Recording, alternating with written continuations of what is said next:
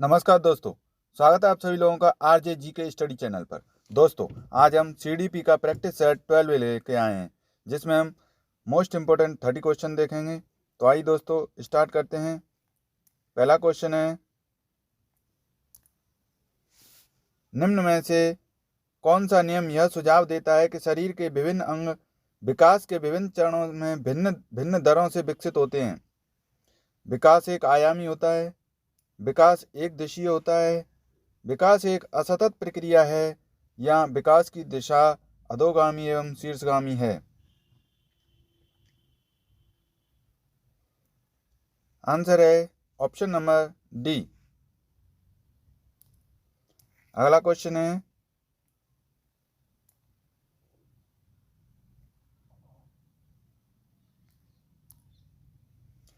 निम्न में से कौन सा कथन सही है? एक सामाजिक सॉरी बच्चों का विकास एक सामाजिक सांस्कृतिक परिप्रेक्ष्य में होता है। बचपन वह अवधि है जिससे 10 भिन्न अवस्थाओं में बांटा जा सकता है। बच्चों की सोच सामाजिक अंतःक्रिया से प्रभावित नहीं होती है। बच्चों का विकास केवल आनुवंशिकता पर आधारित होता है। आंसर है ऑप्शन नंबर ए। क्वेश्चन नंबर 3, आनुवंशिक विन्यास के पूर्व निर्धारित रूप से प्रकट होने की प्रक्रिया क्या कहलाती है? अनुकूलन, अधिगम, सामाजीकरण, परिपक्वता।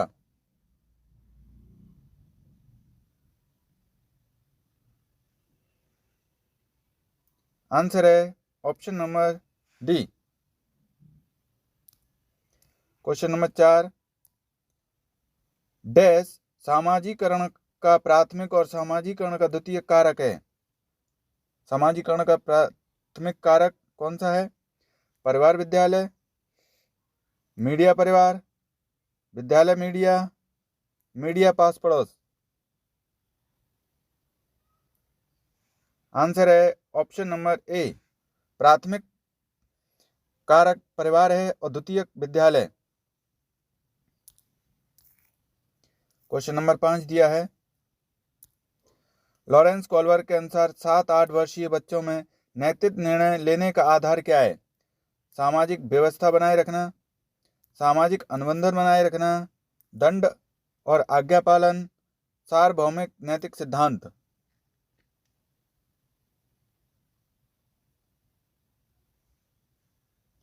आंसर है option number C. Question number 6, Jean पियाजे के सिद्धांत में क्रमबद्धता किस संदर्भ में प्रयोग हुआ है? वस्तुओं को किसी एक आयाम जैसे लंबाई पर आधारित कर देना,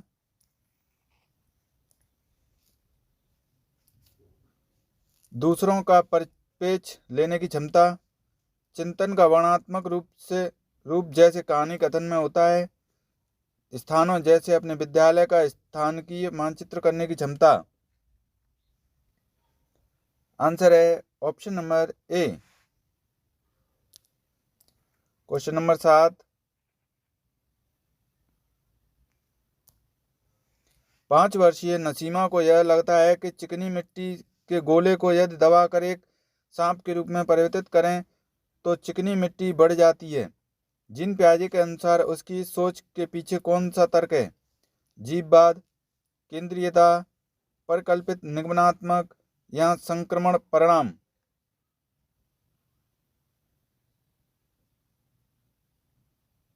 आंसर है option number B. Question number 8, Lev Vygotsky के संज्ञानात्मक विकास का सिद्धांत डैश पर आधारित है?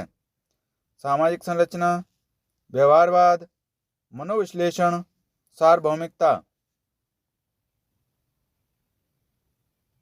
आंसर है ऑप्शन नंबर ए।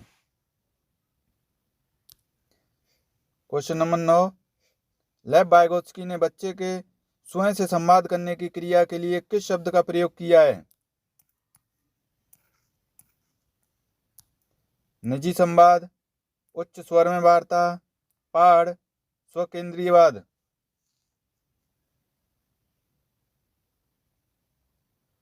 आंसर है ऑप्शन नंबर ए, प्राइवेट स्पीच। क्वेश्चन नंबर 10, एक प्रगतिशील कक्षा की निम्न में से कौन सी विशेषता है? ड्रिल और अभ्यास पर जोर देना, योग्यता आधारित स्थायी अलगाव, सहयोगितापूर्ण अधिगम, पुरस्कार और दंड का प्रयोग। आंसर है option number C. Question number 11, एक बच्चे में दूसरों की नीयत और इच्छाओं को समझने की योग्यता है। यह बुद्धि के किस स्वरूप को दर्शाती है? स्थानीय संबंध बुद्धि, अंतरावैयक्तिक बुद्धि, अंतर्वैयक्तिक बुद्धि, प्राकृतिक बुद्धि। आंसर है ऑप्शन नंबर बी।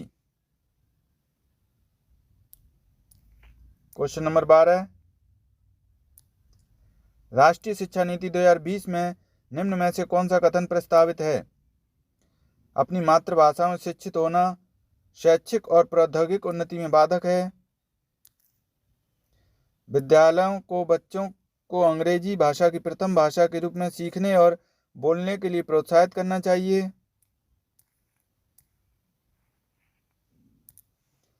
बाल विद्यार्थियों के लिए बहुभाषी होने के उच्च संज्ञानात्मक लाभ हैं। द्विभाषी उपागम विद्यार्थियों में उलझन पैदा करता है और सीखने में बाधा डालता है। आंसर है option number C. Question number 13, gender भूमिकाएं हैं क्या हैं? अधिग्रहित व्यवहार, जन्मजात व्यवहार, जैविक संरचनाएं, आनुवांशिक निर्धारित।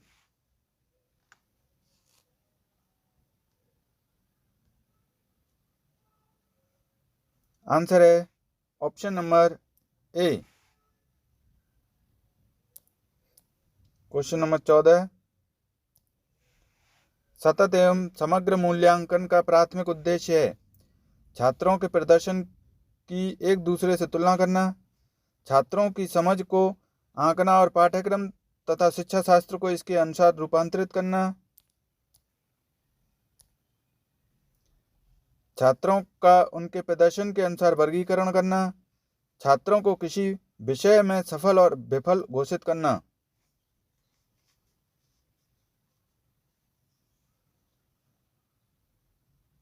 आंसर है option number B. Question number 15 है, अपनी कक्षा के लिए मूल्यांकन पद्धति तय करने से पहले एक शिक्षक को किन बातों पर विचार करना चाहिए? मेरे अलावा इन परिणामों का उपयोग कौन करेगा?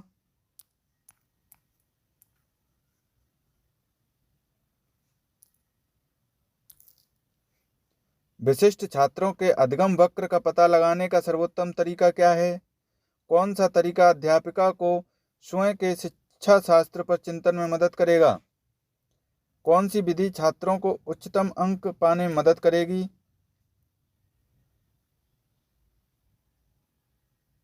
आंसर है ऑप्शन नंबर ए। 2 और 3 सही होंगे, पहला चौथा गलत है। क्वेश्चन नंबर 16,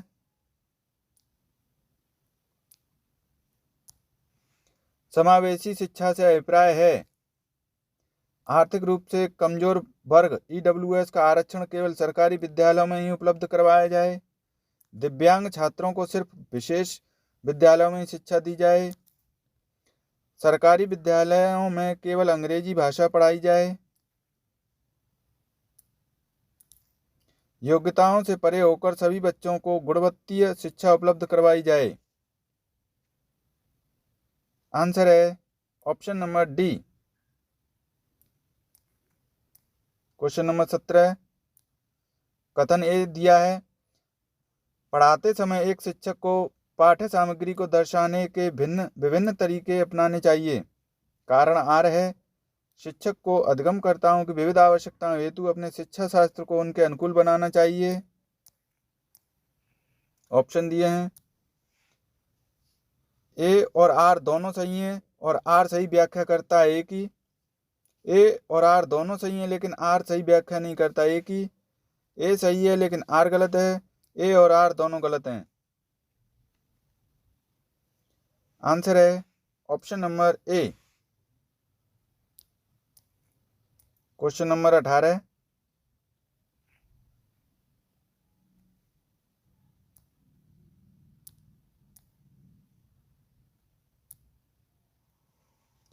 एक बच्ची लिखाई में निरंतर कठिनाई का सामना करती है। उसे अक्षर बनाने और शब्दों के बीच अंतराल करने में चुनौती महसूस होती है। यह लक्षण किस अधगम विकार की ओर इशारा करते हैं? डिसलेक्सिया, डिसग्राफिया, डिसकैलकुलिया या attention deficient hyper activity. Answer है ऑप्शन नंबर बी। लिखने के लिए डिसग्राफिया होता है, पढ़ने में परेशानी हो तो डिसलेक्सिया, और गणित संबंधी विकार हो तो उसके लिए डिसकैलकुलिया होता है। Question number 19। विद्यार्थियों में व्यक्तिगत विभिन्नताओं को पूरा करने के लिए एक शिक्षक को मानकीकृत पद्धतियों और आकलन के तरीकों का उपयोग करना चाहिए। शिक्षा शास्त्रीय उपागमों और मूल्यांकन के विविध साधनों का उपयोग करना चाहिए।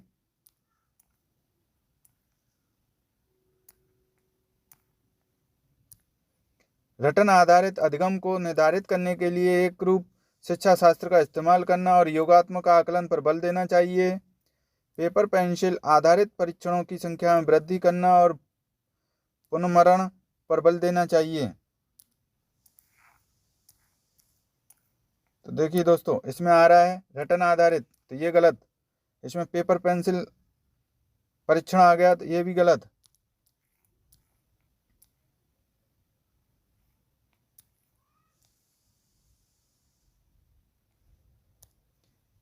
और इसमें मानकीकृत पद्धतियों और आकलन के तरीकों, मानकीकृत आ गया स्टैंडर्डाइज, ये भी गलत। आंसर होगा ऑप्शन नंबर बी। शिक्षा शास्त्रीय उपागमों और मूल्यांकन के विविध साधनों का उपयोग करना चाहिए, ये ऑप्शन बेस्ट है। Question number 20। निम्न में से कौन सा सृजनात्मकता का अनिवार्य लक्षण है? अपसारी चिंतन, आवेगशीलता, सोच में केंद्रीकरण, अविचारी चिंतन। आंसर है ऑप्शन नंबर ए, डाइवर्जेंट थिंकिंग। एक बिंदु से कई सारे माध्यमों की ओर सोचना, ये होता है अपसारी चिंतन। और अविचारी होता है सिर्फ एक पॉइंट की तरफ सोचना।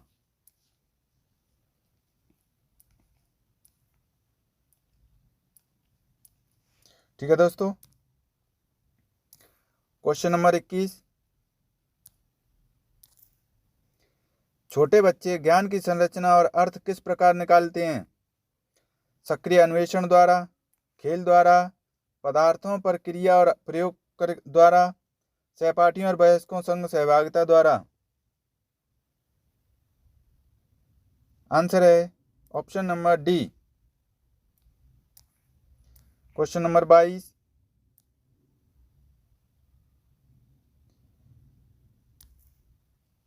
एक अध्यापिका बच्चों को फोन नंबर रटने के लिए फोन नंबर के 10 अंकों को 3-4 अंकों के समूह में बांटकर याद करना सुझाती है। अध्यापिका द्वारा सुझाई गई रणनीति कहलाती है खंडीकरण, कूटलेखन, स्वागीकरण, अनुकूलन। आंसर है ऑप्शन नंबर ए, खंडीकरण। Question number 23।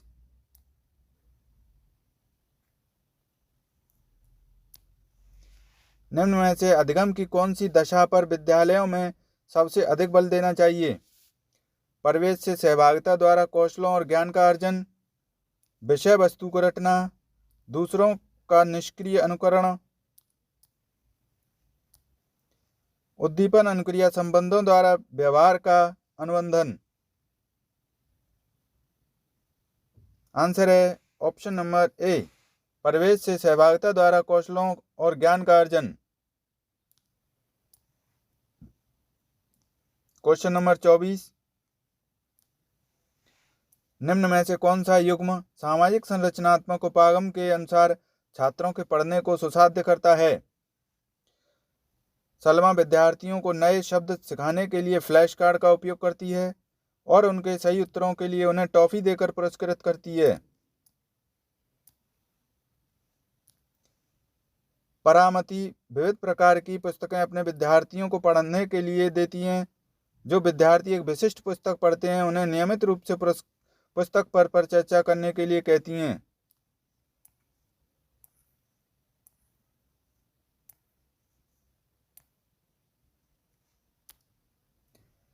अरुंधति नए शब्दों का अर्थ समझने के लिए संदर्भ संबंधित संकेतों के इस्तेमाल पर बल देती हैं।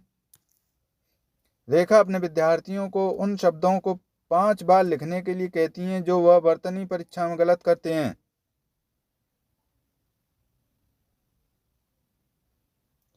आंसर है ऑप्शन नंबर सी, 2 और 3 सही होंगे। क्वेश्चन नंबर 25,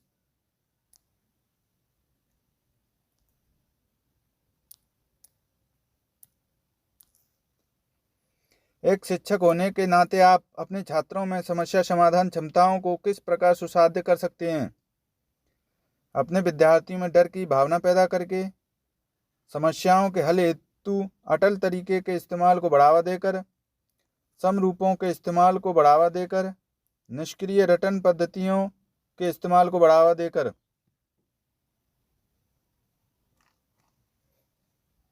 आंसर है option number C. Question number 26, निम्नलिखित में से कौन सा सार्थक अधिगम को सुसाध्य करेगा? कक्षा में संदर्भ रहित अधिगम को बढ़ावा देना, एक समस्या पर विविध तरीकों से विचार करने के लिए प्रोत्साहित करना, रट्टा मारकर सीखने को प्रोत्साहित करना, या शिक्षक द्वारा श्यामपट्ट पर लिखे गए उत्तरों को नकल करना।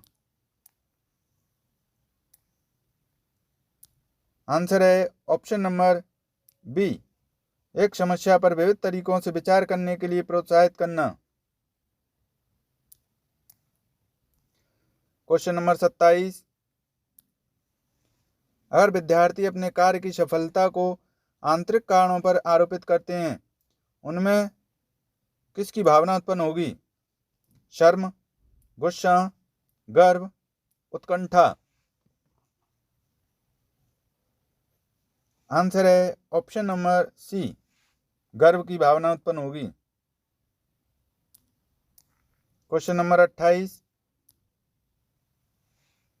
शिक्षा के प्राथमिक स्तर पर बहुसंवेदनीय उपागम के इस्तेमाल को प्रोत्साहित करना चाहिए क्योंकि यह अधिगम को और अधिक प्रभावशाली बनाता है। यह कुछ बच्चों को शिक्षा से वर्जित करने के मौके देता है। यह अध्यापक की निर्देशित अवधि को काफ़ी समय बचाता है। यह बच्चों में आज्ञापरायणता पैदा करता है।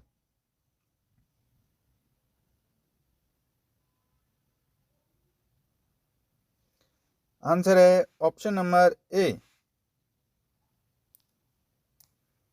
क्वेश्चन नंबर 29, बच्चे अक्सर विभिन्न संकल्पों के बारे में वैकल्पिक संकल्पनाएं और भ्रांतियां गठित कर लेते हैं। इस संदर्भ में कौन सा कथन सही नहीं है? इसमें नहीं पूछ रहा है,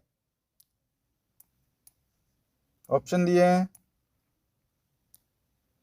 एक अध्यापिका को बच्चों द्वारा गठित वैकल्पिक संकल्पनाओं और भ्रांतियों को सख्त रूप से हतोत्साहित करना चाहिए। बच्चों और वयस्कों में वैकल्पिक संकल्पनाओं और भ्रांतियों का गठन बहुत स्वाभाविक है।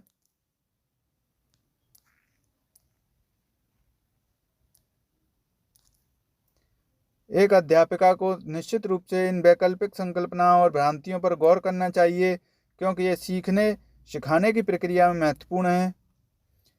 वैकल्पिक संकल्पना और भ्रांतियां सदैव निराधार नहीं होती हैं, बल्कि बच्चों को अपने आसपास की दुनिया के बारे में सहज समझ को दर्शाती हैं।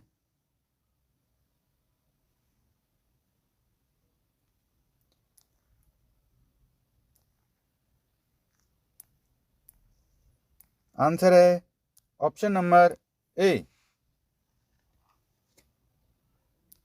नहीं पूछा है इसलिए इसमें हतोत्साहित दिया है।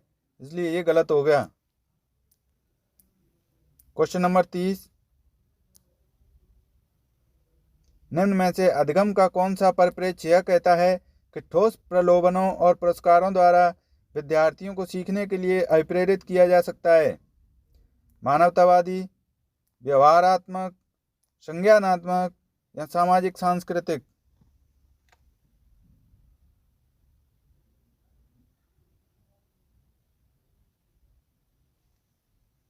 आंसर है ऑप्शन नंबर बी।